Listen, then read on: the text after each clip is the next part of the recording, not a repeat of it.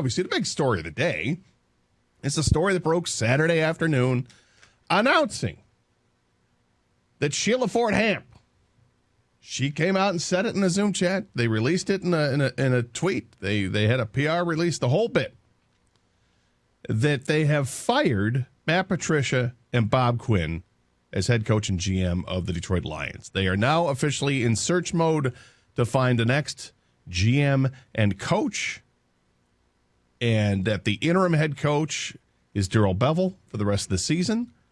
Fine with that. I'm fine with the timing of this.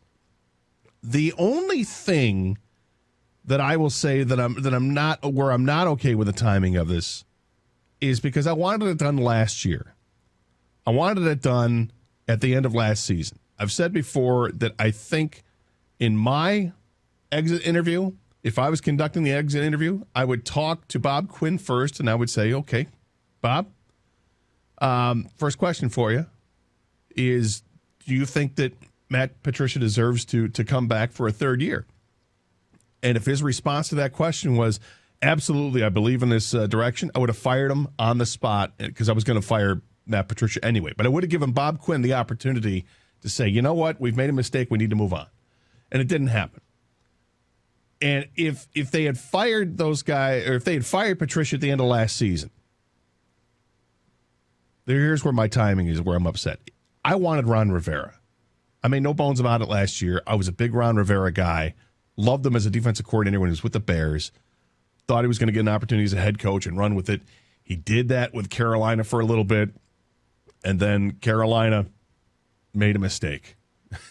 They got rid of Ron Rivera. Now, Carolina may think that they've got the next guy, and maybe they've got the next guy in Matt Rule, and maybe that works out, and good for them. But Ron Rivera went to football team, and now he is turning heads of people around the NFL with what they've done over there.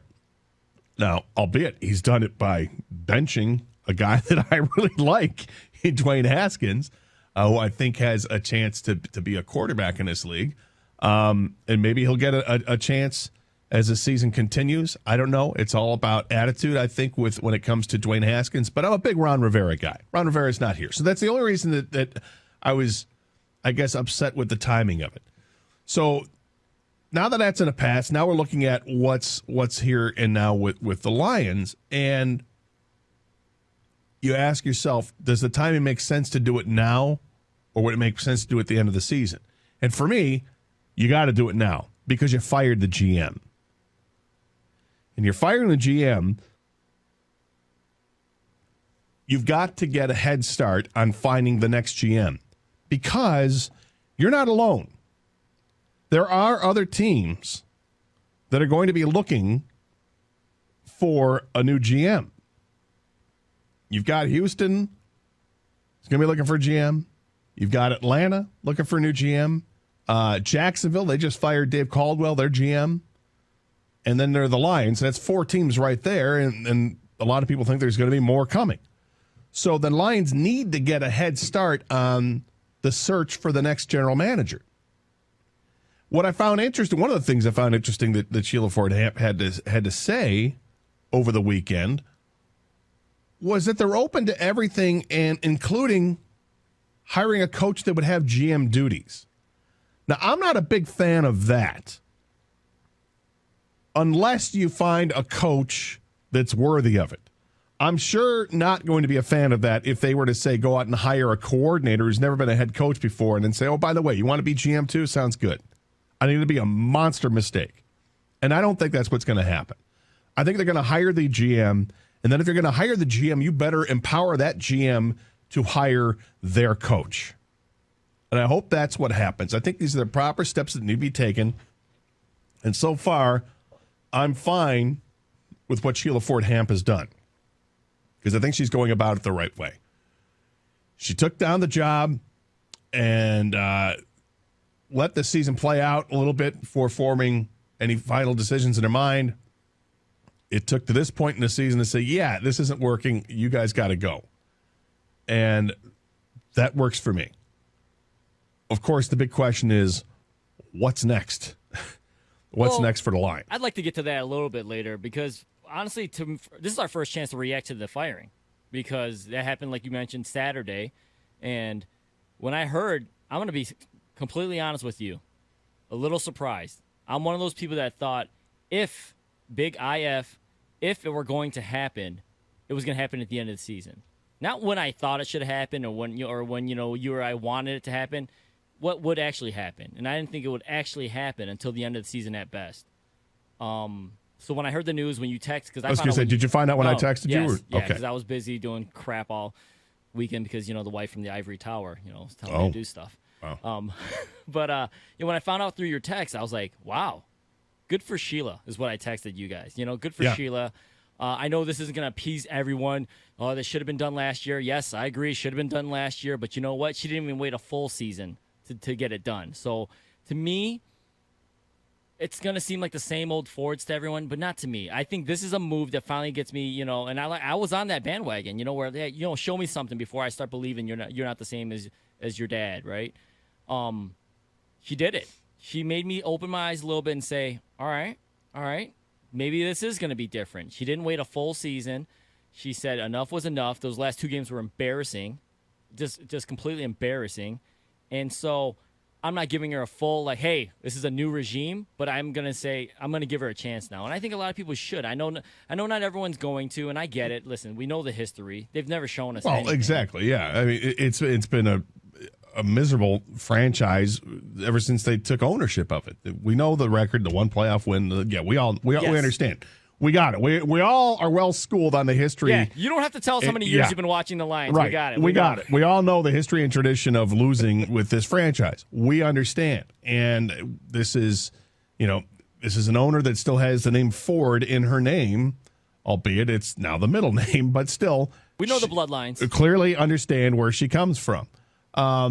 But have to be fair in judging people on their own merits and what they do as their own entities, if you will. I mean, I think there was plenty of room for criticism for William Clay Ford, absolutely.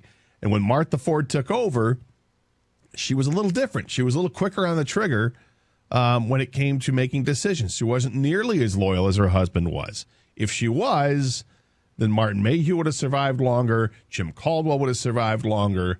They wouldn't have made as many coaching changes on the coordinator front. She was a little bit different. And now Sheila comes in, takes over ownership from her mother. And as you point out, less than a year, coach and GM gone. So does this feel different with Sheila?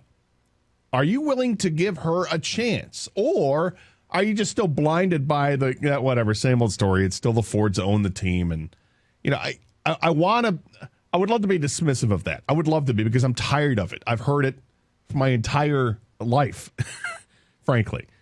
Before my broadcasting career began, I've been hearing about this, okay? It's the Fords and they'll never win. I know, I hear it, okay? I want to be dismissive of that, and yet I recognize that I can't be because there's always going to be that part out there. But I'd like to kind of just acknowledge that group is there without hearing from that group.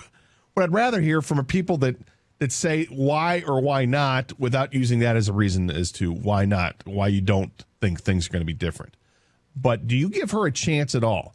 Does this change your opinion because the move was made after Thanksgiving as opposed to after the season?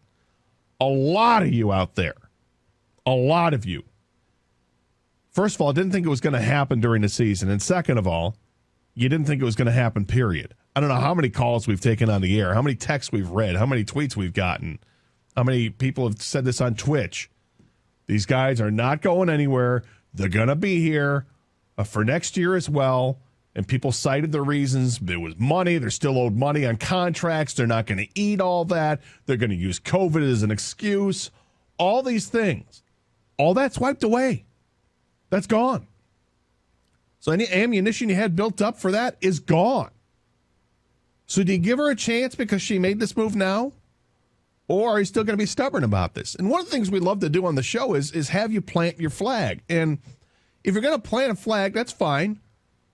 But I feel like if you're going to plant a flag, you have to have more than a 75% feeling of this, right? Otherwise, you're just still kind of feeling it out. I think we're all still kind of feeling this out. But there are people on the extremes that are willing to plant the flag. And the good and bad thing about planting a flag, the good is that if you plant the flag and you're right, you planted it early and you can let everybody know about it and do the whole, see, I told you so.